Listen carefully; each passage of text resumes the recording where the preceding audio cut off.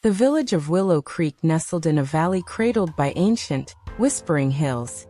And through its heart flowed the Silverthread River, but to young Elara, it was never just water. Grandfather Eris called it the River of Voices.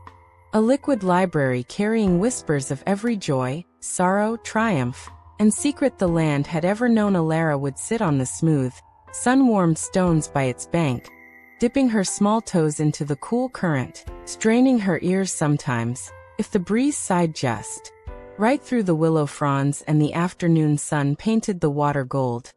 She swore she could almost catch fragments of laughter from long-vanished children, or the distant echo of a lullaby sung centuries ago. It was a place thick with the scent of wet earth and wild mint, and heavy with the promise of stories waiting to be heard. Grandfather Eris arrived every summer, his arrival marked by the crunch of his worn boots on the gravel path, and the faint scent of pipe smoke clinging to his thick woolen jacket. His eyes, the color of the river's deepest pools, held a knowing glint. He carried a simple, worn velvet pouch that seemed far too small to hold the vast treasures Elara knew resided within. The treasures of memory. He never needed books. The river was his manuscript, its currents the turning pages, its ripples the intricate script. Only he seemed fluent in. Elara would race to meet him, her small hand instantly swallowed by his large, calloused one, already pulling him towards their special spot beneath the oldest weeping willow, its branches trailing like silver-green hair in the water. She knew the stories were about to flow. Their ritual was sacred as dusk painted the sky in hues of lavender and rose, casting long, dancing shadows across the water. They would settle on their favorite broad, flat stone. Grandfather would close his eyes, breathe deeply of the damp, cool air rising from the river, and place his palm flat on the water's surface. A profound stillness would settle, broken only by the river's gentle murmur. Then, his voice, deep and resonant like stones tumbling in the current, would begin. He spoke not of the river, but from it he became the voice of a young shepherd boy who centuries ago braved a thunderstorm to rescue his lost lambs. His fear and ultimate triumph echoing in grandfather's tone. He channeled the quiet determination of Elara's great-great-grandmother, Anya, who single-handedly kept her family fed through a bitter famine by discovering secret edible roots along these very banks. Elara would sit utterly transfixed, the fireflies blinking like tiny stars around them, the past unfolding vividly before her young eyes. The magic, Grandfather explained softly one evening as fireflies winked like captured stars around them, wasn't truly in him. The river remembers, Elara, he murmured, his gaze lost on the moonlit path shimmering on the dark water. It remembers the touch of every foot that crossed its stones, the tears that mingled with its flow, the laughter that danced upon its surface. It holds the vibrations of every word ever spoken near its banks, every sigh carried on the breeze. My gift, he said, turning his gentle eyes to her,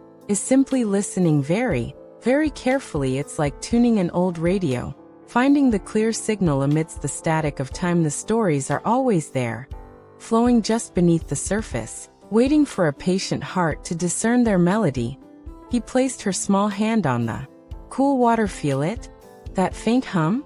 That's the past, whispering as the years turned like the pages of one of grandfather's imagined books.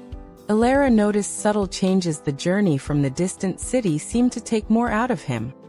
His steps were slower, his pauses for breath while walking to their stone more frequent. The vibrant timbre of his storytelling voice sometimes softened, requiring Elara to lean closer to catch the ancient words woven with the scent of pipe smoke and old wool. One summer evening, the river reflecting a sky bruised purple and deep orange, he struggled visibly. He placed his trembling hand upon the water, closed his eyes, seeking the familiar thread of a tale, but his voice faltered, the words dissolving into a frustrated sigh. A profound silence fell between them, deeper than the river's murmur, filled only by the chirping of crickets. Elara saw the unspoken worry clouding his wise eyes, a look that chilled her more than the evening air. The river seemed hushed too, as if holding its breath. The following summer, Grandfather Eris didn't come to the riverbank. Elara went alone, the space beside her feeling vast and empty. She sat on their stone,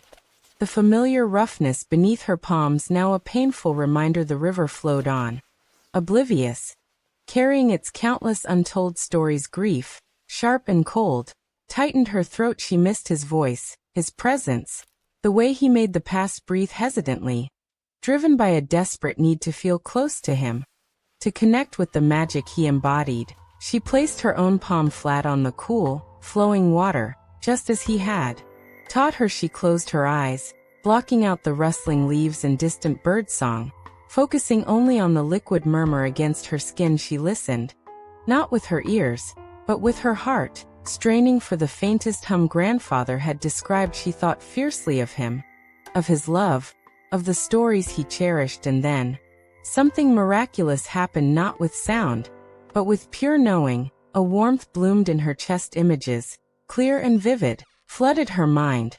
Not unfamiliar tales, but her own cherished memories. Grandfather's booming laugh echoing across the water, the way his eyes crinkled when he reached a story's climax, the comforting weight of his arm around her shoulders as dusk deepened. The river wasn't whispering an ancient legend. It was reflecting the profound love story between a grandfather and his granddaughter.